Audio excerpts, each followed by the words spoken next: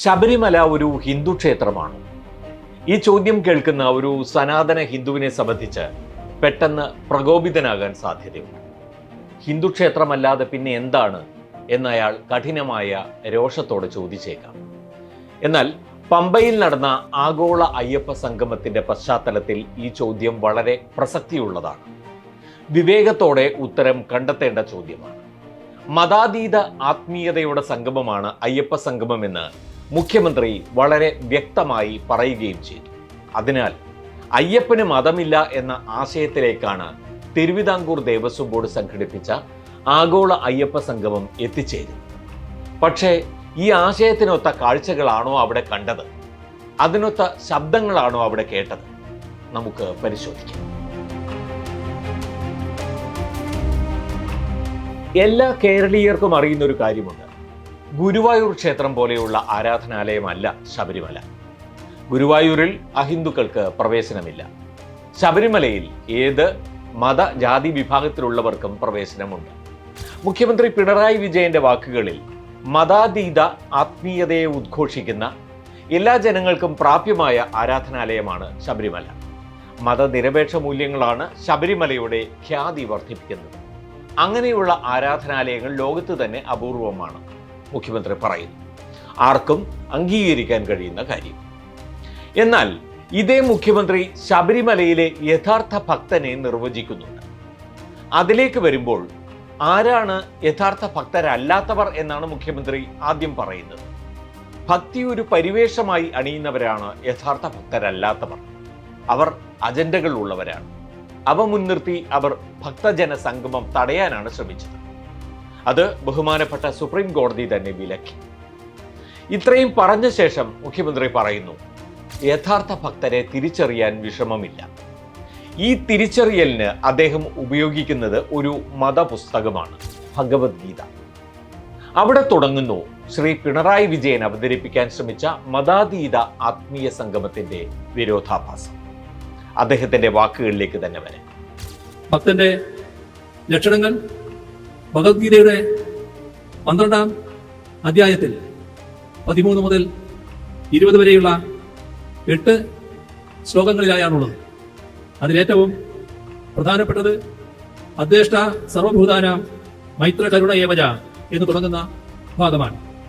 ഒന്നിനെയും ദ്വേഷിക്കാത്തവരും എല്ലാത്തിനും മിത്രമായിരിക്കുന്നവരും എല്ലാവരിലും ദയയുള്ളവരും സുഖദുഃഖങ്ങളിൽ ഭാവഭേദമില്ലാത്തവരും എന്തും ക്ഷമിക്കുകയും സഹിക്കുകയും ചെയ്യുന്നവരും ആയിരിക്കും ഭക്തൻ എന്നതാണ് ആ ഗീതാ നിർവചനം. അതിന് നിരക്കുന്ന തരത്തിലുള്ള ഭക്തിയുള്ളവരുടെ സംഗമമാണ് സത്യത്തിൽ ഗീതയിലെ ഭക്തസങ്കല്പം ഉയർത്തിപ്പിടിക്കുന്നവരുടെ സംഗമം.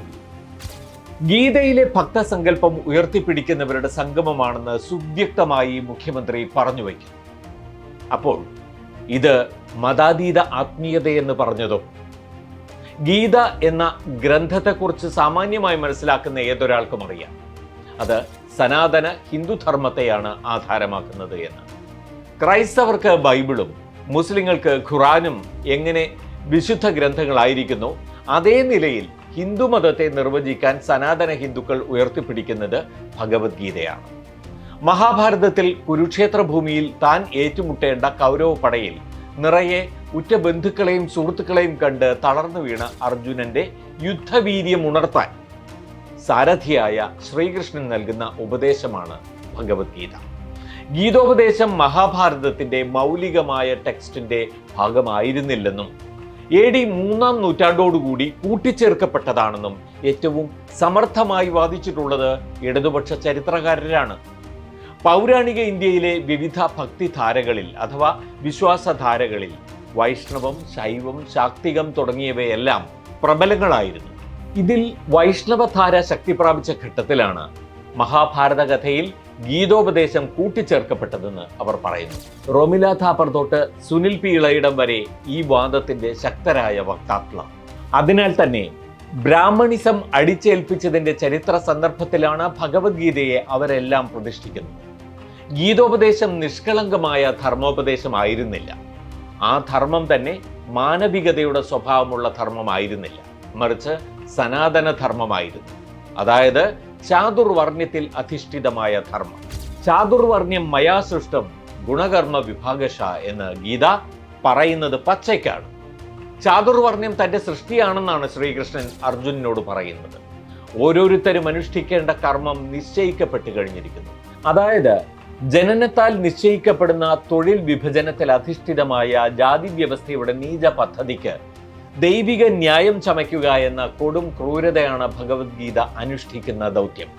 ഈ ഗ്രന്ഥത്തിലെ ഭക്തസങ്കല്പം എങ്ങനെ ഒരു ഇടതുപക്ഷ മുഖ്യമന്ത്രി പൊതുവേദിയിൽ ശ്ലാഘിക്കുന്ന സങ്കല്പമായി മാറി?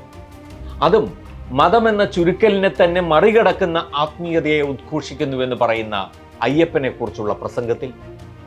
ആരാണ് ഗീതയിലെ ഭക്തസങ്കല്പത്തിന്റെ പ്രയോക്താക്കൾ? ഗീത പ്രതിവിപ്ലവമാണെന്ന് പറഞ്ഞിട്ടുള്ള BR അംബേദ്കറോ ഗീതോപദേശങ്ങളിൽ ശ്രീകൃഷ്ണൻ തന്നെ വേദനിക്കുമെന്ന് പറഞ്ഞ ശ്രീനാരായണ ഗുരുവോ ഗീതയിലെ ഭക്തസങ്കല്പത്തെ മാത്രമായി പുകഴ്ത്തുന്നില്ല. ഹിംസയ്ക്ക് പ്രേരിപ്പിക്കുന്ന ടെക്സ്റ്റ് എന്ന നിലയിലും ഗീത ഏറെ വിമർശിക്കപ്പെടുകയാണ് ചെയ്തത്.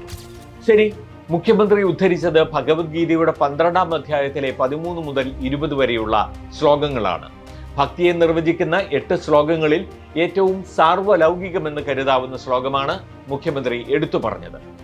ആരോടും ദ്വേഷമില്ലാത്ത, സ്വാർത്ഥതയില്ലാത്ത, എല്ലാവരോടും സ്നേഹമുള്ള, എല്ലാവരോടും ദയയുള്ള, എന്തും പൊറുക്കുന്ന, എന്തും സഹിക്കുന്ന വ്യക്തിയാണ് ഭക്തൻ. ഈ ഭക്തൻ ആരുടെ ഭക്തനാണ്? ശ്രീകൃഷ്ണ ഭക്തനാണ്. ഭഗവത്ഗീതയിൽ നിർവചിക്കുന്നത് അയ്യപ്പ ഭക്തനെയോ ശിവഭക്തനെയോ ദേവീഭക്തനെയോ മറ്റേതെങ്കിലും ധാരയിലെ ഭക്തനെയോ അല്ല. അത് ഭക്തിയുടെ സാർവലൗകിക നിർവചനവുമല്ല. ഇത് മനസ്സിലാക്കാൻ ഭഗവത്ഗീതയിലെ 7-ാം അധ്യായത്തിലെ 16-ാം ശ്ലോകത്തിലേക്ക് മുഖ്യമന്ത്രിയെ ക്ഷണിക്കുന്നു. ഈ ശ്ലോകത്തിൽ 4 തരം ഭക്തരെ ശ്രീകൃഷ്ണൻ നിർവചിക്കുന്നു. ഒന്നാമത്തെ വിഭാഗം ജീവിതത്തിൽ ഏറ്റവും ദുരിതത്തിലായ, ദൈവത്താൽ ആ ദുരിതങ്ങളിൽ നിന്ന് മോചനം ആഗ്രഹിക്കുന്നവർ. രണ്ടാമത് സ്ഥാനമാനങ്ങൾക്ക് വേണ്ടി തന്നെ പ്രീണിപ്പിക്കാൻ ശ്രമിക്കുന്നവർ. 3 വിജ്ഞാനദാഹികൾ. 4 ജ്ഞാനിയും ദൈവത്തിൽ സ്വയം സമർപ്പിതനുമായ ആൾ. ഈ 4ാമത്തെ ഭക്തനെയാണ് തനിക്ക് ഏറ്റവും ഇഷ്ടമെന്ന് കൃഷ്ണൻ അടുത്ത ശ്ലോകത്തിൽ പറയുന്നു. ഈ 4ാമത്തെ ആൾക്കുള്ള ഒരു പ്രത്യേകത അയാൾ ജ്ഞാനിയും പരിത്യാഗിയുമാണെന്നതാണ്. ചാതുർവർണ്ണ വ്യവസ്ഥയനുസരിച്ച്, സനാതനധർമ്മമനുസരിച്ച് അങ്ങനെ ഒരാൾ സംശയിക്കാനേയില്ല, ബ്രാഹ്മണനാണ്. ജീവിതത്തിൽ കഷ്ടപ്പാട് സഹിക്കേണ്ടാത്തവൻ, ദൈവത്തിന്റെ പരിച്ഛേദമായി സങ്കല്പിക്കപ്പെട്ടവൻ. അതായത് ജീവിതത്തിൽ ദുരിത നിവാരണത്തിനായി ദൈവത്തിന് മുന്നിലെത്തുന്നവനല്ല, ജ്ഞാനിയും സന്യാസിയുമായ ആളാണ് തന്റെ പ്രിയഭക്തനെന്ന് ഭഗവത്ഗീതയിൽ പറയുന്നു കൃഷ്ണൻ. മുഖ്യമന്ത്രി ശ്രീ പിണറായി വിജയൻ അത് കേൾക്കുമോ? ഇത് അയ്യപ്പന്റെ ഭക്തനല്ല. അയ്യപ്പ ഭക്ത സങ്കല്പത്തിൽ കാടും മലയും ചവിട്ടി വ്രതമെടുത്ത് എല്ലാവിധ കഷ്ടപ്പാടുകളും നേരിട്ട് ഇരുമുടിക്കെട്ടും പേറി 18 പടി കയറി വരുന്ന സാധാരണക്കാരനായ ഭക്തനാണ്. അയാൾ സർവജ്ഞാനിയും സന്യാസിയുമല്ല, പച്ചയായ മനുഷ്യനാണ്. അതായത് ശ്രീ പിണറായി വിജയൻ ഭക്തനെ നിർവചിക്കാൻ താങ്കൾ ഉദ്ധരിച്ച 12-ാം അധ്യായത്തിലെ ശ്ലോകങ്ങൾക്ക് മുമ്പേ തന്നെ 7-ാം അധ്യായത്തിൽ തന്നെ തന്റെ പ്രിയഭക്തൻ ബ്രാഹ്മണനാണെന്ന് ഗീത പറയുന്നു. അതിനാൽ ആ ഭക്തസങ്കല്പം അയ്യപ്പ സംഗമത്തിന്റെ സങ്കല്പമാണോ? ബ്രാഹ്മണിക് സങ്കല്പത്തിലുള്ള ഭക്തിയാണ് അയ്യപ്പ ഭക്തി എന്ന് താങ്കൾക്കൊപ്പം ആ വേദിയിൽ ഇരുന്നവരിൽ ആരെങ്കിലും സമ്മതിക്കുമോ? ഒരിക്കലുമില്ല. പിന്നെ നിങ്ങൾ ക്ഷണിച്ചവരിൽ ഒരാൾ വന്നിരുന്നുവെങ്കിൽ സമ്മതിക്കുമായിരുന്നു. അതാരാണെന്ന് അല്പസമയത്തിനകം പറയാം. അതിനു മുൻപ് മറ്റൊരു വസ്തുത പറയാൻ അനുവദിക്കൂ. ആരോടും ദ്വേഷമില്ലാത്ത, സ്വാർത്ഥതയില്ലാത്ത, എല്ലാവരോടും സ്നേഹമുള്ള, എല്ലാവരോടും ദയയുള്ള, എന്തും പൊറുക്കുന്ന, എന്തും സഹിക്കുന്ന വ്യക്തിയാണ് ഭക്തൻ എന്നാണല്ലോ മുഖ്യമന്ത്രി പറഞ്ഞത്. ഈ നിർവചനം മുഖ്യമന്ത്രിയുടെ കാറിൽ അവിടെ വന്നിറങ്ങിയ, ആ വേദിയിൽ ദീപം കൊളുത്താൻ മുഖ്യമന്ത്രിയോടൊപ്പം ഉണ്ടായിരുന്ന വെള്ളാപ്പള്ളി നടേശൻ എന്ന ഭക്തന് ചേരുമോ? മുഖ്യമന്ത്രി തന്നെ നെഞ്ചിൽ കൈവച്ച് പറയണം. മുസ്ലിങ്ങളോട്, മലപ്പുറത്തെ മനുഷ്യരോട് വെള്ളാപ്പള്ളിക്കുള്ളത് സ്നേഹമാണോ ദ്വേഷമാണോ? മറ്റൊരു കാര്യം കൂടി പരിശോധിക്കേണ്ടതുണ്ട്. മതാതീത ആത്മീയത എന്ന സങ്കല്പം അതിമനോഹരമാണ്. ആ സങ്കല്പത്തിന് അനുഗുണമായിട്ടാണ് തെന്നിന്ത്യൻ സംസ്ഥാനങ്ങളിൽ നിന്നുള്ള മന്ത്രിമാരും അയ്യപ്പ ഭക്തരും ഈ സംഗമത്തിൽ പങ്കെടുത്തത്. കാരണം സനാതന ഹിന്ദുവിനെ തള്ളിക്കളയുന്ന ദ്രാവിഡ പാരമ്പര്യത്തിന്റെ വക്താക്കളാണ് തമിഴ്നാട്ടിൽ നിന്നുള്ള ഭക്തർ. അയ്യപ്പനെ അയ്യനാരായി കാണുന്നവർ, അയ്യൻ എന്ന വാക്ക് തന്നെ ദ്രവീഡിയനാണ്. വൈഷ്ണവ ശൈവ സങ്കല്പങ്ങളിൽ അയ്യപ്പൻ ഹരിഹരസുതനാണ്, മോഹിനിയായി മാറിയ വിഷ്ണുവിൻ്റെയും ശിവന്റെയും പുത്രൻ. എന്നാൽ തമിഴ് നാടോടി പാരമ്പര്യങ്ങളിൽ അയ്യപ്പൻ അയ്യനാരാണ്. തങ്ങളുടെ ഉപജീവന മാർഗങ്ങളായ കൃഷി, വളർത്തുമൃഗങ്ങൾ എന്നിവയെ പ്രകൃതി ദുരന്തങ്ങളിൽ നിന്നും ശത്രുക്കളിൽ നിന്നും കാത്തുരക്ഷിക്കുന്നവരാണ് അയ്യനാർ. ഗ്രാമങ്ങളുടെ അതിർത്തികളിലാണ് അയ്യനാർ കോവിലുകൾ. വനദൈവമായ അയ്യപ്പനെയും ഇതേ കാഴ്ചപ്പാടോടെയാണ് അവർ കാണുന്നത്. ഇതുമാത്രമല്ല, അനേകം വൈവിധ്യപൂർണമായ സങ്കല്പങ്ങളും ഐതിഹ്യങ്ങളും അയ്യപ്പനുമായി ബന്ധപ്പെട്ടുണ്ട്. പല ചരിത്ര പഠനങ്ങളും, ഉദാഹരണത്തിന് എലീസ കെന്റ്, റൂത്ത് വനീറ്റ തുടങ്ങിയവരുടെ പഠനങ്ങളിൽ അയ്യപ്പൻ ദ്രാവിഡ ഗോത്ര തലവനെ ശിവമോഹിനി സംഗമവുമായി ബന്ധപ്പെടുത്തി ഉത്ഭവിച്ച സങ്കല്പമാണ്. അതായത് തമിഴ്, തെലുങ്ക്, കന്നഡ ഭക്തർക്കും മറ്റും അയ്യപ്പൻ ഗീതാ സങ്കല്പത്തിലോ മറ്റ് വൈഷ്ണവ സങ്കല്പത്തിലോ വരുന്ന ദൈവമല്ല. അവരെയെല്ലാം വിളിച്ചു വരുത്തി നടത്തിയ അയ്യപ്പ സംഗമത്തിൽ ഗീതാ സങ്കല്പം അവതരിപ്പിച്ചത് മുഖ്യമന്ത്രിയുടെ ഭാഗത്തു നിന്നുള്ള ഏറ്റവും വലിയ രാഷ്ട്രീയ തെറ്റാണ്. അയ്യപ്പനെ മതത്തിൽ നിന്ന് മോചിപ്പിക്കാനുള്ള ശ്രമത്തിന് മുഖ്യമന്ത്രി തന്നെ നൽകിയ വെട്ട് എന്നേ അതിനെ വിശേഷിപ്പിക്കാനാകും. ഒടുവിൽ നേരത്തെ പറഞ്ഞല്ലോ, ഗീതാസങ്കല്പം ഉദ്ധരിച്ചത് ആരെയെങ്കിലും സന്തോഷിപ്പിക്കുമായിരുന്നുവെങ്കിൽ അത് ആ വേദിയിലേക്ക് ക്ഷണിക്കപ്പെട്ട ഒരു മുഖ്യമന്ത്രിയെ ആകുമായിരുന്നു. ഉത്തർപ്രദേശ് മുഖ്യമന്ത്രി യോഗി ആദിത്യനാഥിനെ. ഗീതാസങ്കല്പത്തിലെ യഥാർത്ഥ ഭക്തൻ, കൃഷ്ണന്റെ പ്രിയ ഭക്തൻ യോഗിയാണ്. ജാതി വ്യവസ്ഥ നിർദ്ദേശിക്കുന്ന ഹിംസയുടെ വക്താവ്. വരാൻ സാധിക്കാത്ത സാഹചര്യത്തിൽ ഈ പ്രമുഖന്റെ ആശംസ അവിടെ ദേവസ്വം മന്ത്രി വായിച്ചതും എന്തുകൊണ്ടും ഉചിതമായി. ധർമ്മത്തിന്റെ ദൈവിക സംരക്ഷകനാണല്ലോ അയ്യപ്പൻ എന്നൊരു വാചകം മന്ത്രി വാസവനെ പുളകം കൊള്ളിച്ച ആ ആശംസയിലുണ്ട്. പുതിയൊരു ഹിറ്റ് സിനിമാ പാട്ടിന്റെ ഈണത്തിൽ ചോദിച്ചാൽ ഏത് ധർമ്മം? ഹിന്ദുധർമ്മം എന്ന് പറയേണ്ടി വരും.